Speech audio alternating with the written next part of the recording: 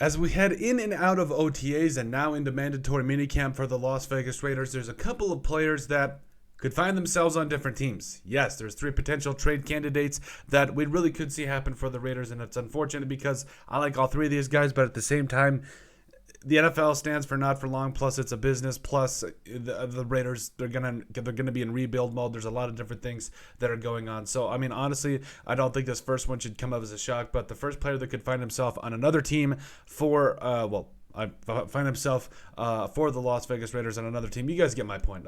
Weird transition, but in a long way, me saying Hunter Renfrow could be traded for the Las Vegas Raiders. Now, this one pains me to say because, a couple of years ago, had over 100 catches for 1,038 yards and 9 touchdowns. Really looked like he was going to be that dude for the Raiders. And then last year happened where, yes, injuries, all that kind of a thing, 36 catches for 330 yards and 2 touchdowns. And yes, Davante Adams really did have to be the guy that was taking over. But again, Hunter Renfrow did experience some injuries, which makes sense. I mean, not everybody is 100% healthy all of the time. And if I'm being honest, Hunter Renfrow has been a really fun player to watch. And yes, they did sign him to kind of a larger contract last year.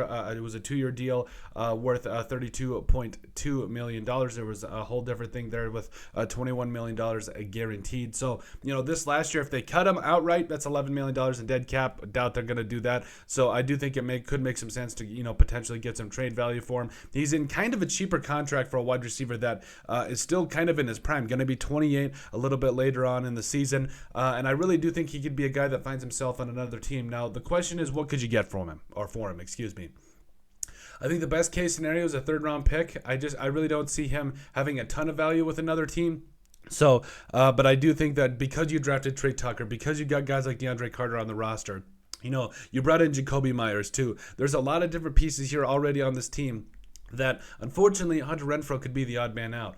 Trade candidate number 2, this one's mainly just more of a kind of a preference. Chandler Jones. Yes, Chandler Jones, who signed a major contract with the Raiders last year, and it just didn't exactly work out. He had one of his least productive years with really in the NFL, if you ask me, since coming into the NFL. And it just really did not look like he was the kind of pass rusher that the Raiders thought they were getting when they traded away Unique Ngakoue, which, again, I understand that Chandler Jones was a little bit older, but Fad had 4.5 sacks. That was his least amount of sacks since 2020 when he was injured there with the Lions. So, yes, it just kind of did not exactly end up the way you wanted it to. Max Crosby was carrying the load. We got to be honest about that. But to me, it's really about the contract because you just drafted Tyree Wilson. Yes, last year he had just signed with the Raiders on a 3-year deal that was kind of spendy. And I'm kind of just bringing that up here. But overall, it's still a contract that, quite honestly, even if you did try to trade it, it wouldn't exactly help you. But at the same time, you've got to be able to make sure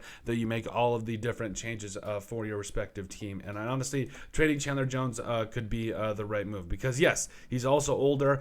You also, like we mentioned, drafted Tyree Wilson. And there's a lot of guys on this edge, or at least in this edge department, that, you could still get some things for. So guys like Malcolm Kuntz would be my potential and preferred candidate to please get more playing time. That's all I'm trying to say. But, like I mentioned, that 3-year, $51 million contract, there was $32 million in guarantees. So really there's no potential out until after this season in 2024, in which, they would count for $12.2 million against the dead cap. So right now, if you released him, it would be $17 million just bam on the dead cap. That would not be great. But if you could trade him and get some of that off, I think it's, right now, he's got a base salary of $1.165 million. So I think that could be kind of find its way around to really helping out the Raiders and clearing up some cap space a little bit later on down the line. So unfortunately, Chandler Jones could be another odd man out because of all the talent that the Raiders have added. Plus,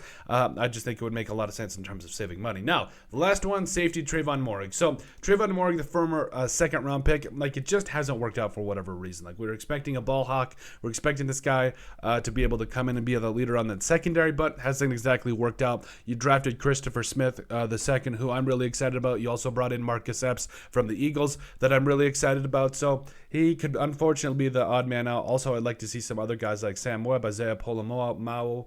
There's a lot of guys I really want to see on the field potentially instead of Trayvon Moehrig. So, what could you get for Chandler Jones and Trayvon Moehrig? I really think on the Chandler Jones side of things, it's more about saving money and probably want to get like a 6th or 7th round pick for a pass rusher that's probably past his prime. Or for Trayvon Moehrig, again, I still think that you could get a 3rd round pick for Trayvon Moehrig. I think that with the right team that thinks, the whole, I can change him, I can get the most out of him, I still think that there's some definitely an aspect of value there for teams that could really form a younger player. But, let us know what you guys think. Did we miss out on a potential player that could get traded before or during training camp? Yes, we also know that Josh Jacobs was technically on this list. Not really, because he hasn't signed his what is it? I can't even think of the word right now, but he hasn't really signed that tender there for the Raiders. But at the end of the day, let us know what you guys think. Did we miss anybody? Like and comment down below. That's what helps people find the show. But at least at the end of the day, let us know if we missed anybody that could potentially be traded for the Las Vegas Raiders.